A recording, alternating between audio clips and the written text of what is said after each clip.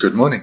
So yesterday we started to look at this verse, this very brief text by Sachen, Kunga, Nyingpo, and parting from the four clingings. And we looked at the first line: if you cling to this life, you are not a practitioner. And we saw there that clinging to this life, this refers to clinging to this one life alone and all that that entails, to one's reputation, what others think of you, one's wealth and possessions, one's friends, power and influence over others, and so forth. And how by having a mind that's focused merely on this life and this life's pleasures and problems, one is unable to engage with the Dharma because one's time and energy is so consumed by such thoughts and resulting activities. But if one has created sufficient causes in the past to have both met the Dharma and have interest in the Dharma, and is trying to cultivate the Dharma within, to the extent that one is still clinging to this life, one is not engaging in genuine Dharma practice, because the amount of attention one gives to the Dharma is negligible compared to the amount of attention that goes to this mere life. And moreover, one will be engaging in Dharma practice so as one's honest motivation for engaging in the Dharma practice will be judging it against the benefit one receives in this life. Is this life going better or not? So recognizing that this is such an impediment to actual Dharma practice, we then, in the second session yesterday, turned to the antidotes. And primarily, this is thinking about impermanence. And impermanence we reflect on in two general categories.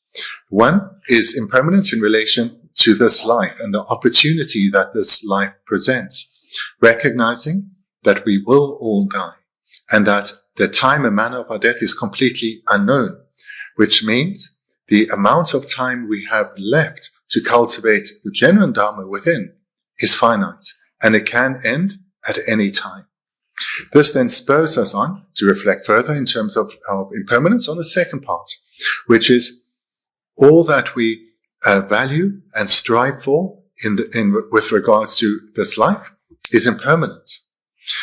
The reputation we want, the comfortable material circumstances we want, the kind of relationships we want with others, all of these are impermanent. And we reflect here so as to gain a more balanced approach to the attention we place on these things, recognizing they serve a purpose, but not this exaggerated purpose that we have believed thus far. So there, the primary antidote is reflecting on impermanence in these two ways. Impermanence of this life and impermanence on all the various things that distract us so in this life. This then leads us to thinking about lives beyond this and recognizing that I have to accumulate causes for lives beyond this. Here then, in the meditation that I then presented afterwards, impermanence was the first part. Then this moves into the second part, which is recognizing I have to accumulate causes for excellent rebirths. But that alone is insufficient, even if I attain another good rebirth like now, because I remain trapped in cyclic existence. So here one gives rise to a wish to gain freedom from cyclic existence. Then, in the second part of the meditation, one turns with a mind of refuge to the three jewels, recognizing that by placing my wholehearted trust in the three jewels and striving to cultivate the Dharma within, in this way, freedom will be gained. The third part of the meditation is recognizing that everyone else, whether human or non-human, is no different from me in wanting to experience only happiness and be freed of suffering. But all other fellow ordinary beings are bound in the same way that I am. And then we generate the wish, may all beings be free of suffering. May all beings abide in lasting happiness. We generate love and compassion. We generate love and compassion to the point where we generate actual bodhicitta, or we generate bodhicitta, the determination to become a Buddha so that I can lead all beings to a state freed of suffering. This is the third step of the meditation, bodhicitta. And the first was the reflection on impermanence. The second, and taking that to the point of wanting to attain liberation, then refuge, and then bodhicitta. And now the fourth part, having set oneself on the wanting to attain enlightenment for the sake of others. One then meditates on the 4 practices that I mentioned yesterday. One meditates on ethics, that in order to become a Buddha, I have to live within the restraints of what is ethical. I must ensure I do not harm others through my way of acting, speaking, or even thinking. And not only must I restrain myself from harming others, I must be of benefit to them wherever I can. I must give of myself, use my material resources, my skills and talents in any way I can to be of benefit to others. In this way, we meditate on generosity. And thirdly, when I experience hardships, I need to have a mind that stays undisturbed. Practice of patience. Whether the hardships comes from others or my own fatigue in training or a feeling that this is too difficult, I need to practice patience. And fourthly, enthusiasm for engaging in virtue, taking a delight in virtue. And this is the practice of enthusiastic perseverance, where one generates delight in virtue, thereby strengthening our determination to cultivate the minds of the Dharma within. So this then, in brief, is what we looked at yesterday. So whilst I spoke quite broadly yesterday in terms of motivation, in terms of this particular first line of the verse, the motivation is to gain an excellent rebirth. Mm-hmm. And for that reason, one engages in the practices of ethics, generosity, and so forth. That being said, yesterday I introduced the great motivation, the motivation of becoming a Buddha for the sake of all beings, because that really is what this training in our tradition comes down to become a Buddha for the sake of others. And if one then, even at this point, is striving with such a motivation, then attaining an excellent rebirth, liberation from cyclic existence, these come as byproducts because they are required anyway to become a Buddha for the sake of others. So today we're going to look at the second line, which is about striving for and attaining liberation from samsara in its entirety. So the second line, if you cling to the 3 realms, which means samsara, you're not a renunciate. The meaning of this first line is, if you cling to the 3 realms or cyclic existence, you will not generate definite emergence, or you will not become a renunciate. You will not renounce samsara. The 3 realms refer to the desire realm, the form realm, and the formless realm. Those are the 3 realms. So yesterday I spoke about the pleasures of the desire realm. When we think they're about the life that people look for, to have fame and reputation, power and influence, abundant material comforts, good health, and so forth. So these are some of the pleasures in the desire realm that we live in, that people aspire to. And we spoke yesterday in terms of the first line, that as long as one clings to these pleasures as being the source of happiness, that is where one's genuine motivation will be towards achieving those. And thoughts of the Dharma, if they arise, will be superficial, because we are judging the success of our life in terms of these achievements or pleasures of the desire realm and the overcoming of problems of the desire realm. But this is similar as well for the 2 higher realms, so the form and formless realm, where if one is desiring or clinging to the pleasures of the form or formless realm, seeing them as something worthy of striving for and attaining, because that is what happiness looks like. If one is thinking like that, one will not be able to give rise to the wish to gain freedom or liberation from cyclic existence. So what this comes down to is, if one sees a particular state within cyclic existence as being something worthy of striving for, wishing for it, trying to get it, being happy if one attains it. If one thinks like that, how can one be thinking to emerge from cyclic existence? It's just not possible. These 2 are contradictory. So as long as one clings to any state within samsara, one will not have given rise or cannot give rise to a wish to definitely emerge from samsara. So yesterday, when I was talking about the first line, there one needs to recognize that as long as my mind is striving for, or my mind is desiring the pleasures of this life, as well as to overcome the problems of this life, and is striving to achieve these two, that will serve to block any genuine Dharma practice. Therefore, I need to abandon seeking the pleasures of this life, trying to overcome the problems of this life as a primary motivation, and rather seek a good rebirth, to accumulate the causes for a further excellent rebirth. In this way, one lifts one's focus beyond this mere life to the lives beyond this, and strive to accumulate causes for an excellent rebirth. And that is one's primary focus behind what one does. Then one is engaging in genuine Dharma practice. Here, now in the second line, one broadens one's view. In the first line, the view that is presented is to lift one's gaze from achieving the pleasures of this life to ensuring a good rebirth. So one's a gaze goes beyond this life to the next. Now, here in the second line, one is being encouraged to recognize that actually, as long as I desire any outcome that is bound within samsara, that is not freedom, that is not liberation. I will still suffer. So whether I gain another excellent rebirth like this, or I gain a rebirth of even greater happiness, such as in the form or formless realms, as long as I desire any such state, or the happiness to be found in any such state, I will continue to suffer, because I will remain bound within this prison of samsara. So here, now in the second line, one is encouraged to lift one's gaze, not merely to a good rebirth, but actually to beyond cyclic existence in its entirety, wanting to gain freedom or liberation from cyclic existence.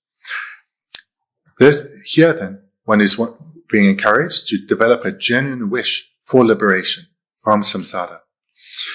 So what needs to be renounced is the desire for the pleasures and the desire to overcome the problems that are found anywhere in samsara, and rather to gain freedom entirely from cyclic existence. This is the mind that one is encouraged here to develop. So a mistake that a practitioner can make all too easily is, having reflected well on the sufferings of the desire realm, seeing just how many problems that we have here, they give rise to a wish to emerge from the desire realm and attain a rebirth that is a far greater pleasure and happiness.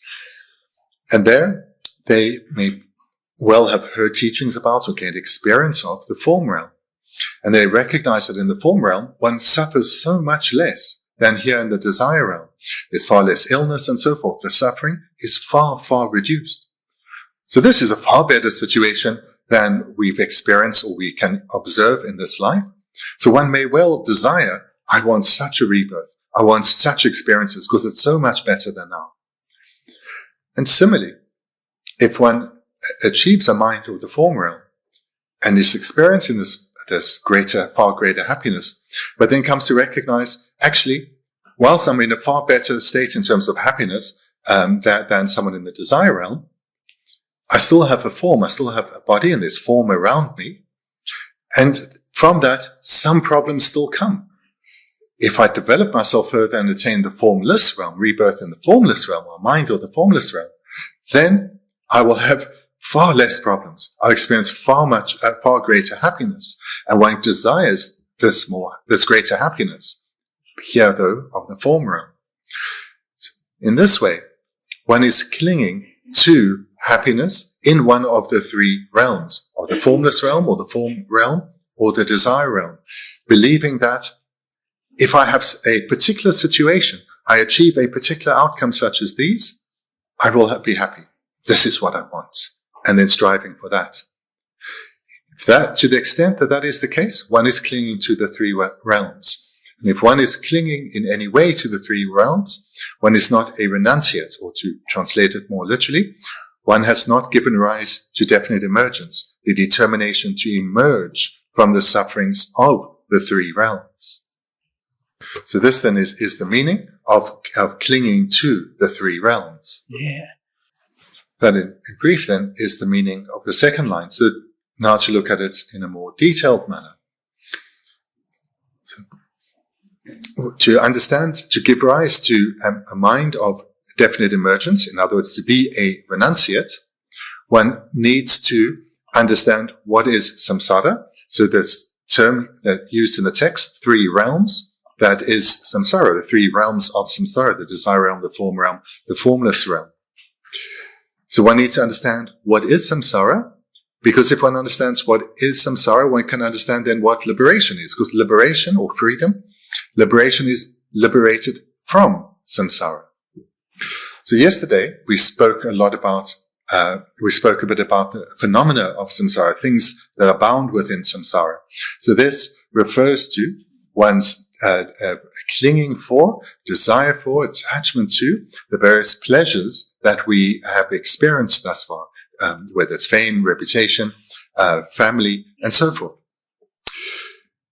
Liberation refers to being liberated entirely from those desires as a preceding step.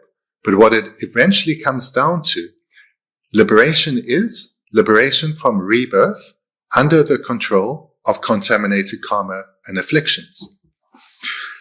So our rebirth, every life ends, and then we are reborn. This process of perpetual rebirth is something we have no control over. Our contaminated karma and afflictions, it's that has control. It's that dictates our rebirth. Liberation then is being liberated from our contaminated karma and afflictions dictating our rebirth. And this means we are liberated from samsara because we are now free from contaminated karma and afflictions. So therefore, this liberation means being liberated from uncontrolled rebirth due to contaminated karma and afflictions within samsara. This is the meaning of liberation. This is what one is liberated from. Our body is a body of samsara. Because it has come about independent on contaminated karma and afflictions.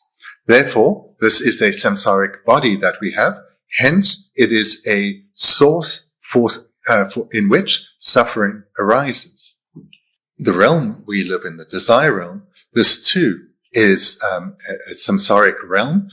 And we know this in that it is a source of suffering, a source in which suffering arises. So the very elements from which our natural world is comprised, we are a source of suffering, of heat, of cold, of floods, earthquakes, and so forth. So when a being attains liberation, they are liberated from samsara. They are liberated from uncontrolled rebirth within the three realms of samsara. So their body then is quite different from ours in the sense that whilst their body is impermanent, it does not age, it does not suffer from illness or from death in the way that ours does. So there isn't this process of being born as an infant, growing up and experiencing the problems of growing up, and then later the problems of aging and the problems throughout of illness. No such problems are experienced because this being has attained liberation from problems, liberation from suffering. Likewise from the environment. The environment causes no suffering either. There's no suffering from heat or cold or floods and so forth, because again, this is a being who is liberated from samsara, therefore liberated from suffering. If we could be given an option, would you like to have a body that never experiences suffering, a body that never experiences illness? We'd say, absolutely, I will take that. So this is the kind of outcome one wants to get to. When one recognizes the fault of what we have compared to what is actually possible, then we will give rise to a wish for what's actually possible. When one has attained liberation, one does not experience suffering because one is liberated from suffering. Why is one liberated from suffering? Because one is liberated from the causes of suffering, therefore can never experience the results of suffering. Where we can see a semblance of this in the world is those who are living in a country with intense problems. Problems from perhaps the climate, from warfare, from poverty. We know that people there will be looking, is there a solution to this? Perhaps if I can flee to another country, there I will gain freedom from such suffering. And they will, finding out that there is a route by which they can follow to live somewhere else that is free from perhaps civil war, from problems with climate change and so forth, recognizing that there is a route to take to gain such protection from suffering, such freedom from suffering, they will follow it, and they'll do everything that possibly can to get there as quickly as possible. So that is the kind of determination we need to generate. That is the meaning of this word, definite emergence. So to develop a mind that is definite about emerging from suffering into a state freed of suffering, one needs to primarily see the faults of samsara and come to recognize the benefits of being freed from samsara, or rather liberated from samsara, and the method to attain such a state. To the extent that these two are seen, the faults of cyclic existence, and that this particular method will lead to a state liberated from cyclic existence, to that extent, will give rise to definite emergence. This determination, or being definite about, emerging, arising from these suffering realms into a state freed of suffering. And this is the meaning of the more common translation of renunciation. Renouncing the sufferings of samsara in order to achieve liberation from samsara. So why is it that we cling to the three realms? Why is it do we cling to what actually causes us to suffering? Causes us to suffer. In brief, it's because of being ignorant, of not knowing, of actually not knowing this. We do not recognize what are the sources of suffering. And it's not a mere not knowing, but we actually believe the sources of suffering are sources of happiness. So it is a particularly powerful, confused ignorance. You can imagine, draw an illustration to the mind of reaching out for something, believing this will bring happiness. But when we take it, we suffer. When we grasp it, we suffer. And then, not recognizing we're suffering, but not recognizing the cause, again we reach out for it, again we reach out for it. This is the reason why we cling to the three realms. This ignorance of not knowing what are the actual causes of suffering and the causes of liberation. And yet not knowing, this is beyond an intellectual knowledge. This is a deep knowledge that has led to a transformation of how we live our lives. When that comes about, when one has truly recognized the sources of happiness and the sources of suffering, then with this knowledge, the wish to emerge from the sufferings of samsara, to definitely emerge, to gain liberation, this will be unshakable, and one will only accumulate the causes for happiness. One will do one's very best to turn away from the causes of suffering. One will see them for what they are. So, for example, if there is if there's a particular food type, it looks really delicious, but it's actually harmful to you. Maybe you have an allergy, but you do not recognize that this food type, this piece of food, contains the ingredients that you have an allergy for. You're a bit hungry. This looks delicious. You reach out, you take it, you eat it with joy, but then you have a reaction and you're sick again. Whereas on the other hand, if we know that that food type is dangerous for us, attachment won't even arise for it. We'll have an aversion to it. We'll know that is the source of suffering. I need to stay away from it. We won't even have attachment for it. So the reason we are still so bound in cyclic existence is we keep reaching out for that food type that we have an allergy to, eating it, getting sick, not understanding why, and eating that same food again. So what we need to do is challenge this ignorance, eliminate this ignorance, and overcome this view that believes that there is happiness to be found in samsara. That if I have this situation, if I overcome this problem, my life will be better. And recognize, as long as I'm bound in samsara, I will continue to suffer. When this recognition arises, we will have a mind that is definite about emerging. It's definite. It's not a wavering mind. It doesn't come, it doesn't go. It is definite. This is what we need to get to. So here, in order to give rise, to generate definite emergence, the Buddha taught the Four Noble Truths, or more accurately translated as the Four Truths for Aryas, with nobles being noble beings. The Four Truths for Aryas. This is the way by which one gives rise to both definite emergence and its result, liberation from samsara, liberation from the three realms. So the Four Noble Truths, the first is true sufferings. So suffering needs to be known, needs to be recognized, because we currently do not recognize suffering as suffering. Here we need to come to know what is suffering. When this is, or to the extent this is known, naturally our mind will turn to the second noble truth, the origins of suffering. Because we'll ask ourselves, now that I know that this is suffering, what is the origin or the cause of suffering? This is a second noble truth, true origins, which are to be abandoned. How does one abandon them? That's through the fourth noble truth, true paths. By cultivating the mental paths of the Dharma within, one abandons the origins of suffering, the causes of suffering, and therefore does not experience suffering. And this then leads one to the third noble truth, which is cessation from suffering, true cessations.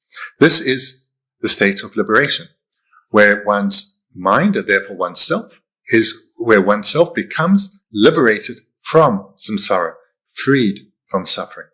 So this then is the Four Noble Truths, the method by which one both generates definite emergence and gains liberation from cyclic existence.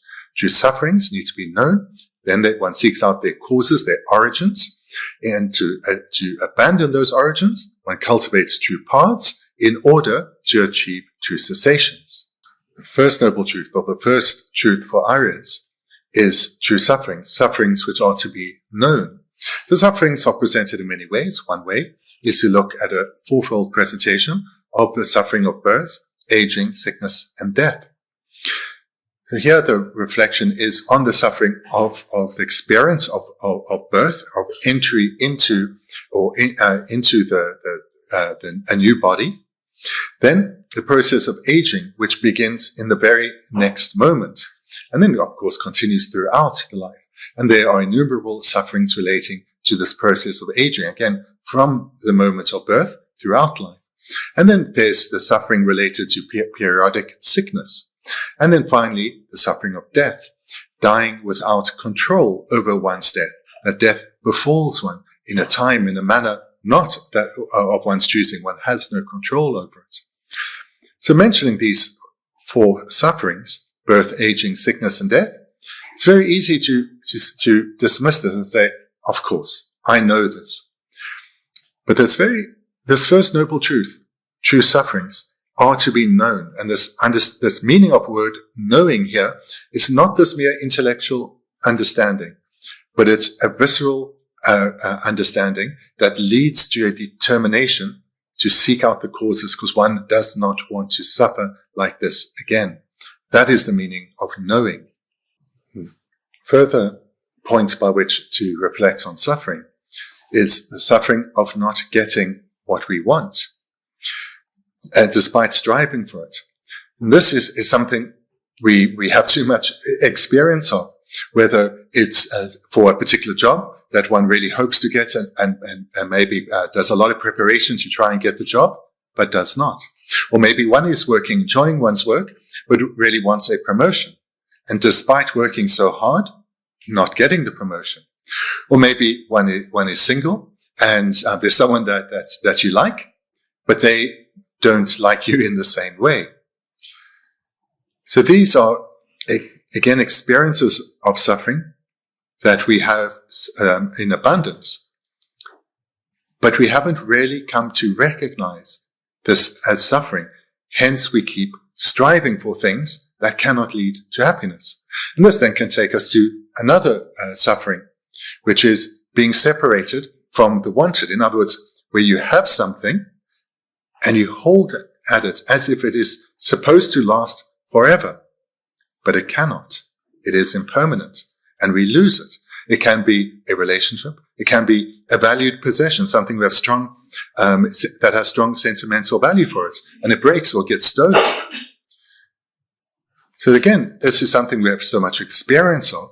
So we can easily recognize this suffering, but it has, that recognition is not yet deep within us enough to lead to a change of behavior, lead us to recognize that these things that I'm striving for, they are in samsara. They will end up in suffering. That is the deep level of recognition we need to come to. Further type of suffering to meditate on is that of insatiability, where when we do get what we want, that never satiates us beyond a moment. We always want more. And this, again, is something we have abundant experience of, yet we keep desiring ever more, despite never being satiated, despite it never being enough. And this we can look at in terms of material possessions, in terms of food, whatever it may be, even relationships, not being satisfied, always wanting something new, something better, or the same again and again. When one meditates on suffering,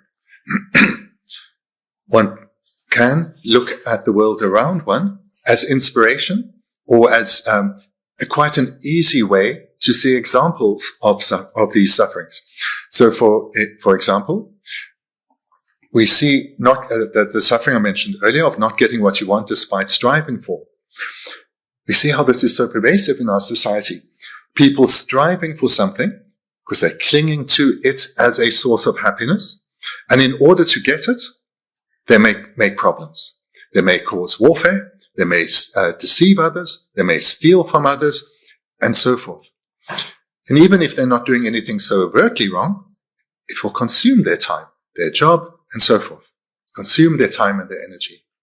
And likewise with insatiability, we can see this around us, how people are not content, are always looking for something new. So when one sees this around you, then immediately take it as inspiration to look within and recognize that same mind within you. This is imperative because the outcome to come to is to recognize one's clinging at these samsaric events, these samsaric experiences, as being a source of happiness worthy of my effort. And this is the delusion of samsara. That is what we need to abandon. This is recognizing suffering. A further way to look at suffering is looking at how one's striving for these fake sources of pleasure never comes to an end. One is not only is one never content, but it's one after the other after the other. We know this from how busy our lives are. We are continuously seeking something new, something to engage our mind, engage our body with, and exhausting us. There is no end to this striving. We are yet to reach a point where this is now enough. We're always looking for more. And further ways to look at suffering is the suffering of physical and mental pain. So this is again, something we're very aware of, but we need to develop our awareness to the point of renouncing the causes that lead to the suffering. So we are very aware of the aches and pains in the body, the illness that we experience, mental unhappiness, and so forth. These too are expressions of suffering that beings in samsara will experience. A further means to meditate on suffering is the suffering of transient happiness, or commonly translated as the suffering of change. So the suffering of transient happiness, this refers to all the commonly accepted sources of happiness in our world. So this is everything that we strive for, and is what people around us, beings around us, strive for, believing that attaining this, I will have happiness. A nice meal, a meal of sufficient quantity, whatever it may be. We strive for these things because we believe they will bring us happiness. So the second type of, there's further type of happiness, the suffering of transient happiness. There we come to recognize that despite hoping the happiness will last, it never does. It's transient. It changes. So one may finally be in a position of some power or influence at work or in a relationship. This will change. This will not last. And even if what is around you isn't changing, you will change. You will no longer be happy with what you have because you're insatiable. This need is insatiable. Likewise with wealth. We strive for wealth, or to express it in a nicer way, financial security. But how often does one really achieve financial security? And even if one does, one is worried because the situation may change and one may no longer be secure. Or one achieves one's goal in financial security, but doesn't feel secure and works forevermore. None of these sources of happiness in our world lead to happiness. So this is the suffering of transient happiness, where we recognize that what we strive for, even if we achieve it, doesn't lead to happiness. It's cold, so we turn on the heater, then we complain now we're too hot. We're hungry, we eat, and then we complain we ate too much. This shows where we place our hopes can never lead to the lasting happiness we seek, because this happiness is transient. Further type of suffering is the all-pervasive suffering of conditionality. It's a bit of a mouthful, but what it refers to is these aggregates that we have, these 5 aggregates. We express that slightly differently, this physical body and our mind. These are pervaded by suffering. They are in the very nature of suffering, or they naturally are a basis upon which we suffer. And this is something that most of you will know intellectually from your Dharma teachings, but it is not how we relate to this body. It's not how we relate to these mental aggregates either. So let's talk further. So firstly, it's because we have these aggregates, this body and mind, that has come about independence on contaminated karma and afflictions, that we suffer. This is why we do not experience lasting happiness, but the happiness we strive for is only transient. It is why we experience the sufferings of not getting what we want. It's why we experience physical pain and so forth. It's because of having these aggregates we experience all the other types of suffering. If we did not have this contaminated body and mind, we would not suffer. So here we need to have an honest look at this body, because the way we relate to it is, again, ignorant. It is not in accordance with reality. We are surprised, disappointed, upset when we are sick, when that is just the very nature of this contaminated body. Sickness will come. Not only that, we do wish we looked differently, that our body was different, our features were different, because we have this hope that through how this body looks to others, we will experience happiness. Happiness cannot be achieved in this way. Moreover, in terms of aging, we have this hope. We do so many things to try and either prevent aging or to mask our aging. But this is the very nature of this body. It is in the process of decline. So the way we relate to this body is not at all how it exists. Hence, but by recognizing this, we can see the extent of our delusion. It's reinforced by society, but we need to see this within ourselves. Recognize that as long as we have a contaminated body, contaminated mental aggregates, we will suffer. Whereas someone who has attained liberation from the three realms, liberation from cyclic existence, who has attained the result of a renunciate, such a person does not suffer in these ways at all. So I hope it's clear from this brief presentation on suffering what it means to come to no suffering, that one gains this or develops this deep visceral reaction to suffering, recognizing just how deluded we have been thus far and not wanting to do so again. This will naturally lead to the second noble truth. How does this come about? What is the origin of this? It doesn't come about causelessly. It comes about independence on causes. So independence then on excellent prior meditation on suffering, we will want to know what those causes are. And if we know then clearly what those causes are, with our whole heart, we will strive to gain freedom from them, to be definite in our emerging from those causes and their resultant suffering. So what are the causes of our suffering? Well, it comes about in dependence on karma. So karma is a cause, but karma itself is caused.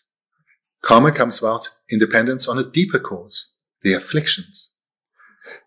From the afflictions, we accumulate karma that keeps us bound in samsara.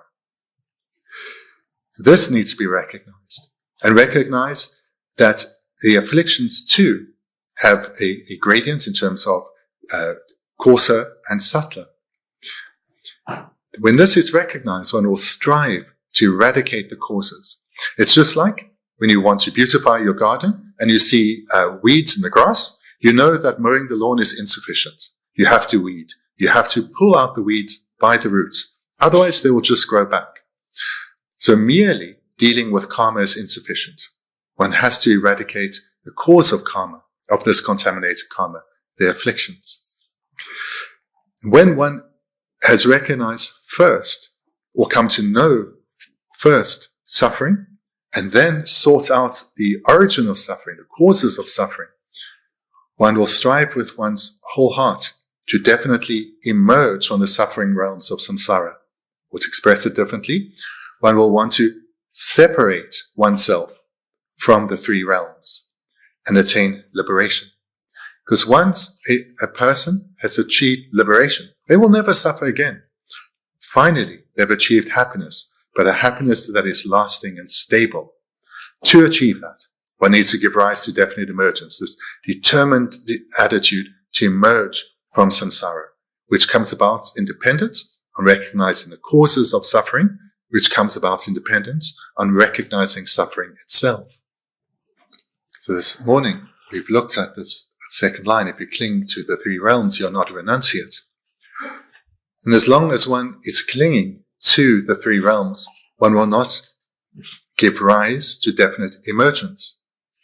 One will not renounce the sufferings and the causes of samsara. So therefore, one has to here meditate deeply on suffering.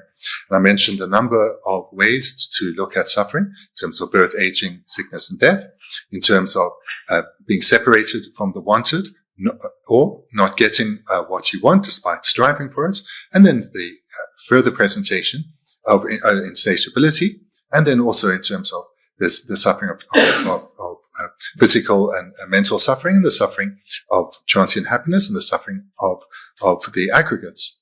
So these are several of the ways to look at suffering. There are a few more in addition to this, but one needs to look closely at suffering to come to recognize, by being mindful of one's mental attention, seeing where one's mind is drawn. Look at that and see, am I being drawn by my attachment to something that will actually result in suffering. And in this way, challenge this deep desire we have for this and that and the next thing, all of which just end up resulting in suffering, end up resulting in us remaining bound in samsara.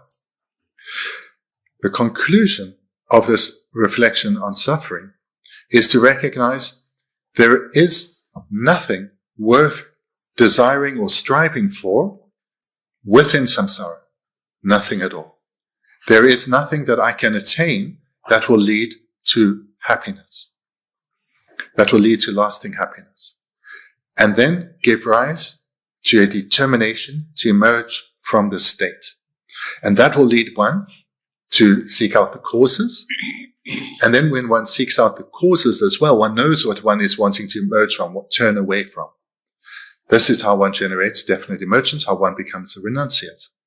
And then this afternoon, we'll talk about then how to fulfill this ambition, how to actually abandon cyclic existence, how to gain liberation from samsara.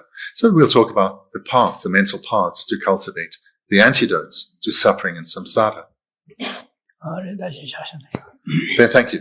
We'll conclude there for this morning. Thank you.